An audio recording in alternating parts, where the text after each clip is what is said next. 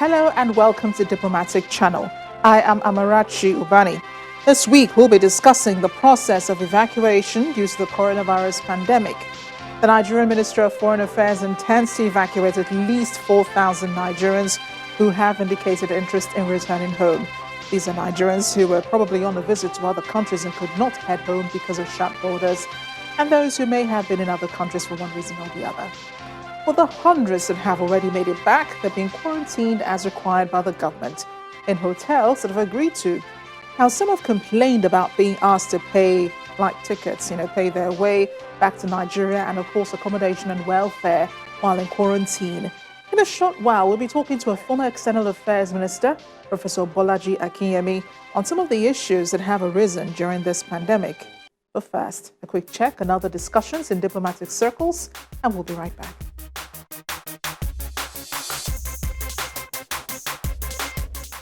The UK's Business Secretary, Alok Sharma, on Sunday announced the government is providing an additional £84 million in funding to British researchers working on potential vaccines to provide protection against the new coronavirus causing COVID-19 pandemic. He said the money would help mass produce a vaccine that Oxford scientists were working on to be able to provide doses in the UK as soon as possible if the current trials were successful.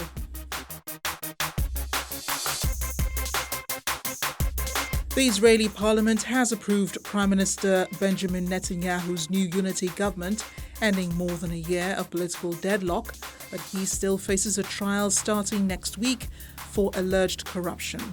His decision to share power with former rival centrist blue and white leader Benny Gantz opens the way for Mr. Netanyahu to proceed towards a pledged annexation of part of the occupied West Bank, land that Palestinians seek for a state. The Afghan President Ashraf Ghani and his rival Abdullah signed a power-sharing deal on Sunday to end months-long political stalemate, a step that could smooth efforts to end the country's long-running war. Abdullah would lead the Council for Peace talks with the insurgents, Taliban, and his team members would be included in the cabinet. It was not immediately known which ministerial positions Abdullah's camp would control.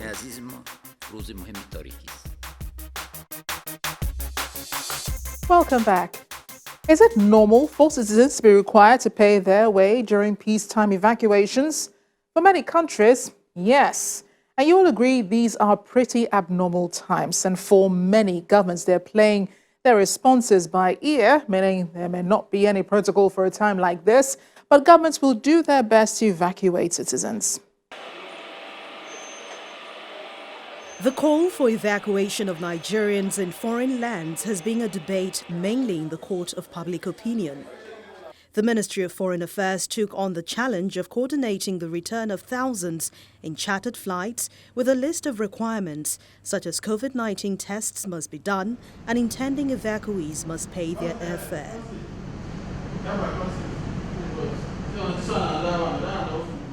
Needless to say, thousands applied to the various missions, albeit grudgingly, but glad provisions had been made to bring them back home.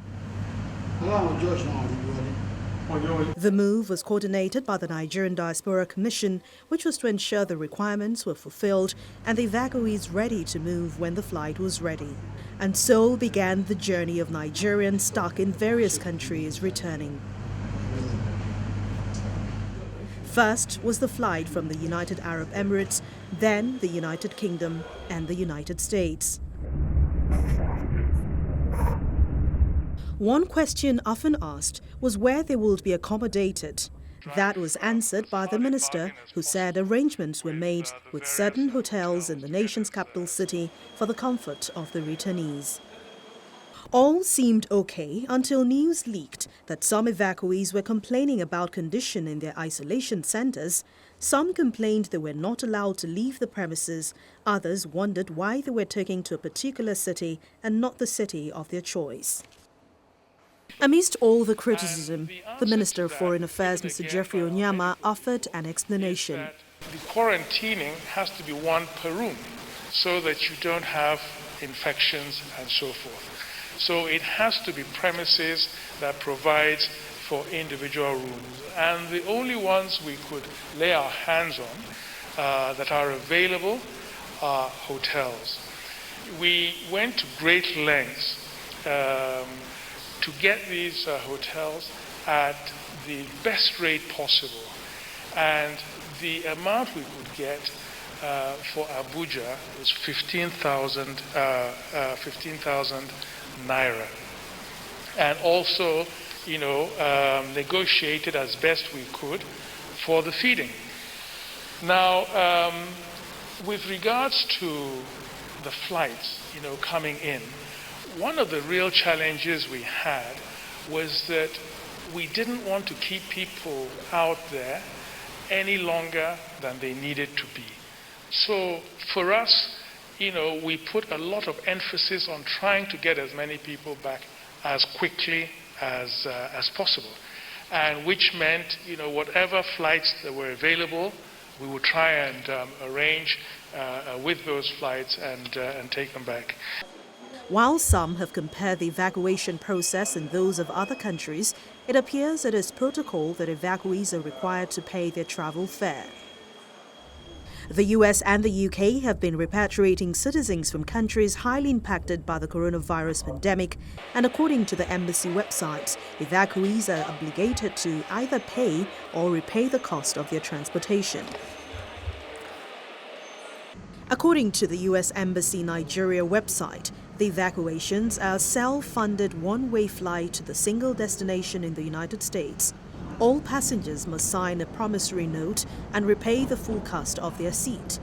In addition, travelers are responsible for organizing and funding any travel to their final destination in the United States, all living expenses while in the United States, and any return travel to Nigeria. Evacuation flights can range between $1,300 and $2,400 per person. Evacuees are also encouraged to secure accommodations in the US before travel. The United Kingdom has also returned 30,000 stranded Britons to the UK on government charter flights with almost same conditions. As for quarantine of travellers, many countries have made self-quarantine mandatory, and where citizens have no accommodation must accept the ones provided by the government while still being responsible for their upkeep. With many European countries considering lifting travel restrictions within the bloc, many are toying with the idea of imposing a 14-day mandatory quarantine period for those returning home. But the quarantine is mainly self-imposed, as individuals will only be allowed to go out to buy food, medicine and groceries. Here in Africa, where borders remain closed, returnees are also mandated to undergo quarantine, most times at a government facility. Meanwhile, restrictions remain in many parts of the world to help curb the spread of the coronavirus. Much earlier, I got talking with the former External Affairs Minister, Professor Bolaji Akiyemi, on many of these issues. Professor Bolaji Akiyemi, thank you so much for speaking with us on Diplomatic Channel. My pleasure. What do you make of the evacuations globally, especially when, the message is for people to stay home, maintain social distancing, and all of that to stop the spread of coronavirus? What do you make of people still making international travel a priority? I've never understood the reasoning behind transportation of citizens across this, especially where people are being transported from. The situation as regards the virus is better than where they said they want to go. See, this concept of I want to return to my country at a time when the world has, the virus has forced the world to become a global village, but politics and this nativistic nationalism is still dictating the behavior of people.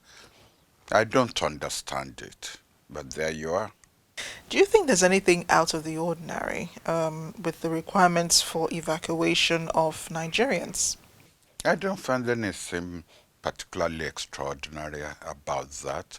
Neither do I find anything punishing about the conditions. Um, People keep talking about the concept of personal responsibility. I know it is applied to stay at home, keep social distance. In other words, the progress or non-progress of this virus will depend on your own behavior. We'll stretch that further. Nobody forces anybody to travel. And if the government then has to take on this extra responsibility, which is not part of the social contract in terms of, oh, well, I paid my tax, I expect this from government. If government then says, fine, we'll bail you out by making the arrangements, but you will pay. You, after all, you did pay to go to where you were. You will pay to come back. And then there are now, unfortunately, this virus has forced us into this quarantine of 14 days to make sure this. Well, you have to be responsible for that, not government. If it's a war situation, you are caught in the middle of a civil war somewhere which you didn't expect, where one will expect one's government to be a bit more relaxed in terms of what they would demand. But if it's a situation like the one we are faced with, even though it is unexpected, well, you have to make a contribution towards what the government would do to bail you out. Is the government being insensitive when it, insists that people who are coming in are quarantined in government facilities? You find that in most countries, people are more encouraged to self-quarantine, self-isolate, only go out when you need, necessities, grocery shopping, buying medicine, getting some exercise, and so on. The danger with self-quarantine your own homes is what happens to members of your family who are still there living in your house. You expose them to danger. So I think that all governments have insisted on your going to these quarantine centers. Because I remember a particular case where an Englishman tried to escape, and questions were asked in Parliament, and government had to let it be known that they will arrest anybody who tried to escape from the quarantine center. Because, this is an enemy, a viral enemy, that one person can actually expose 10 people to this, and from those 10 people goes on and on exponentially. There have been criticism for this government and, the request for people to pay their airfare and to pay for their welfare even after the evacuations. But is it safer really to remain in your host country and not try to get back to your home country? Circumstances will differ from each person to each person. If you've run out of money, supposing you've just gone to London or Paris or Dubai to shop for your wedding, and you are stuck there, where you want to get back home, where you can stay with an auntie or stay with mom or stay with boyfriend or girlfriend or whatever it is, rather than being flung out of the hotel because you cannot pay your bills anymore. But if you live in that particular country with your relatives, whatever have you, then I would advise that you stay where you are until this whole thing is over.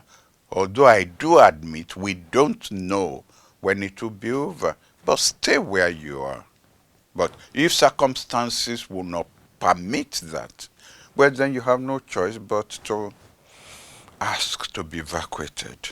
Our interview with Professor Akinyemi continues after the break. How has COVID-19 affected countries' foreign policy, seeing that shuttle diplomacy has ground to a halt?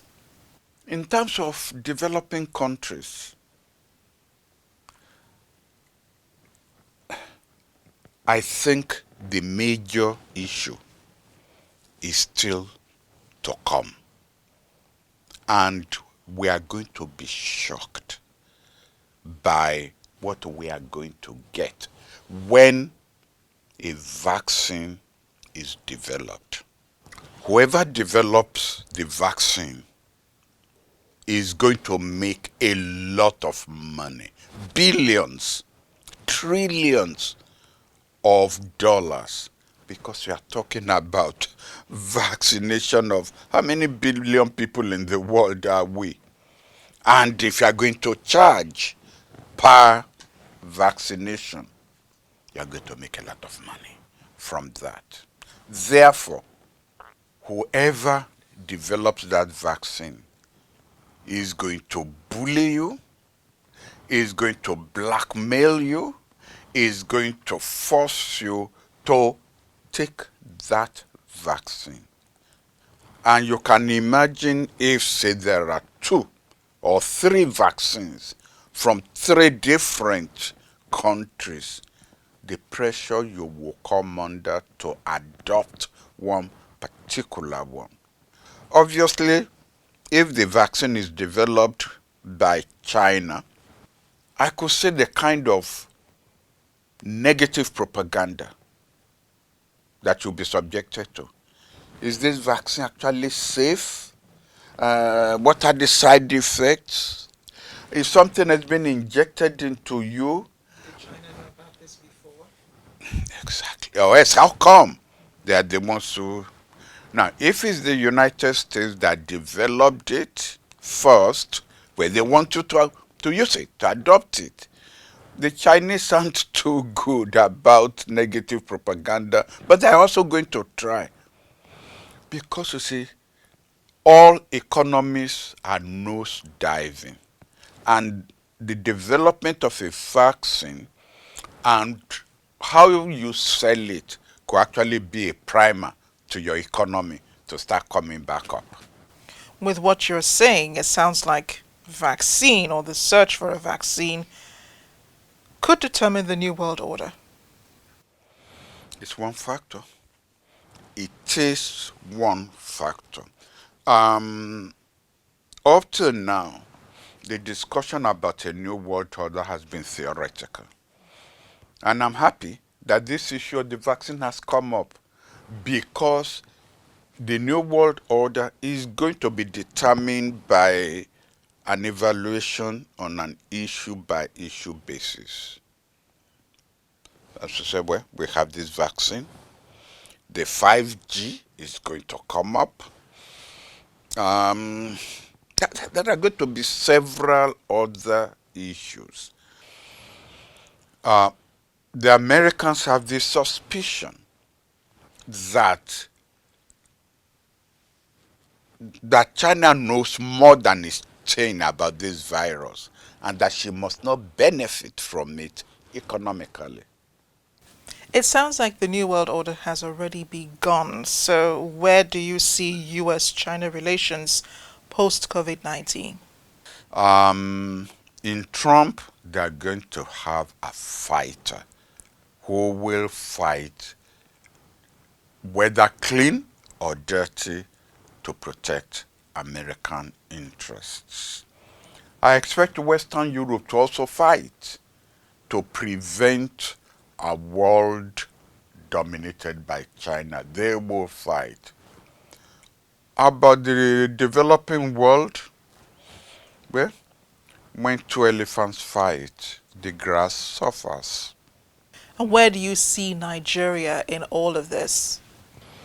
I expect people really, I expect a country like Nigeria now to have set up think tanks on post COVID-19, not task forces where governors and ministers, are the key members. They have states to run. They have ministries to run. They are not in a position to focus their mind on how to build a new domestic order and how that domestic order will key into the new international order which they know is coming. You need thinkers, people who are into R&D, who can come up with blueprints. And the Nigerians don't have to be based in Nigeria.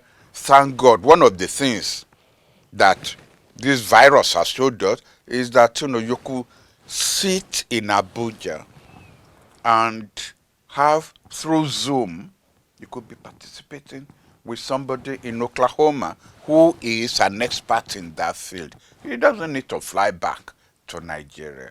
That's what I would expect to see happen based in the presidency. It doesn't mean that that will be under President Buhari. I mean, it could be in the SGS office, but you need the imprimatur of the president so that people will know this is serious and not just something that the bureaucracy will now try to undermine or derail. That's what I would like to see.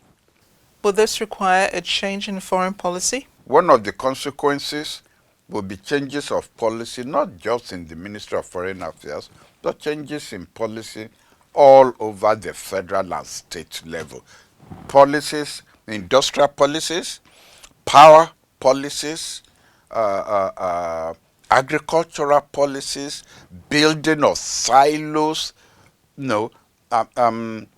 finding ways and means by which you dovetail the peasant agriculture that we are still using with agriculture at large scale, industrial scale. But then it may mean that government has to actually prime, sponsor, maybe subsidize as to push people down that level. This pandemic has got us so used to all the bad news, with the number of cases rising and death toll projections all over the place.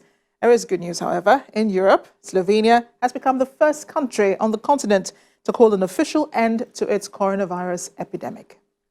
The Slovenian government on Thursday called an official end to its coronavirus epidemic after authorities confirmed less than 7 new coronavirus cases each day for the past 2 weeks. The country's Prime Minister, Janez Janša, told Parliament that the country had the best epidemiological picture in Europe.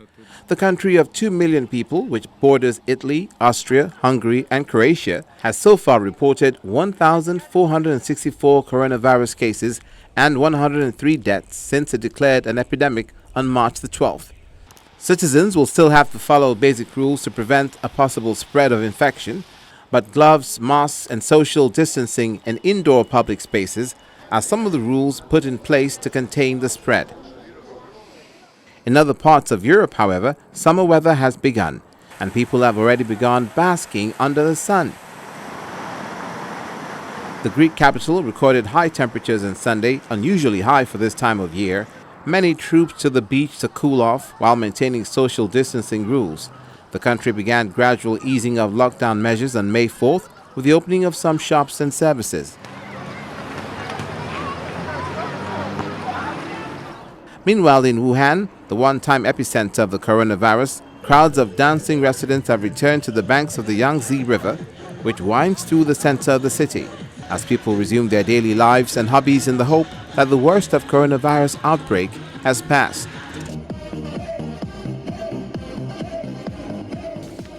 Square dancing or mass dances that usually take place in public squares, plazas or parks is a popular daily pastime in China, which both men and women take part in, mainly in the evenings. Over 100 people danced on the open-air riverside walkway in central Wuhan to music blared out by loudspeakers.